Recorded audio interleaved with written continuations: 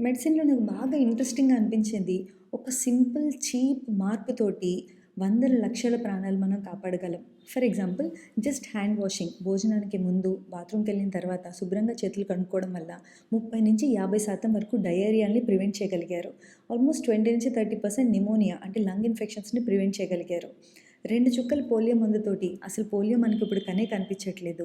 Child సైకియాట్రీలో ఇలా ఏమన్నా ground breaking preventive step ఉందా అని నాకు ఆలోచించినప్పుడు లాస్ట్ వీక్ జరిగిన గజియాబాద్ ఇన్సిడెంట్ నాకు గుర్తొచ్చింది. ఒకే ఫ్యామిలీలో ముగ్గురు అక్క చెల్లి వాళ్ళు ప్రాణం తీసుకున్నారు.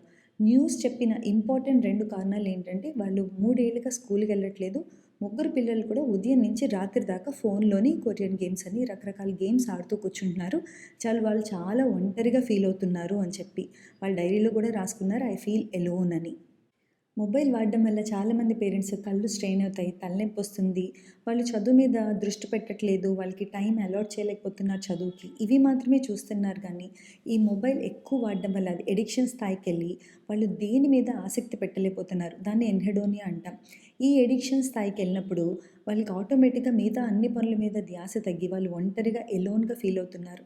ఈ ఒక్క అలవాటు గనుక మనం మార్చగలిగితే సగానికి పైగానే పిల్లల్లో వచ్చే డిప్రెషన్స్, యాంగ్జైటీ, వేరే వేరే సైకియాట్రిక్ ప్రాబ్లమ్స్ అన్నీ తగ్గించొచ్చు మనం. సో, కీ మెసేజ్ రోజుకి 1 అవర్ మించి మీరు పిల్లలకి మొబైల్ ఎట్టి పరిస్థితుల్లో అందకుండా చూడండి. ఆ 1 అవర్ కూడా సూపర్వైజ్డ్‌గా జరగాలి. అంటే వాళ్ళు ఏం చూస్తున్నారు, ఏ కంటెంట్ చూస్తున్నారు, వాళ్ళు ఎవరితో మాట్లాడుతున్నారు అనేది ఖచ్చితంగా పేరెంట్స్ గ్రహించుకుని ఉండాలి.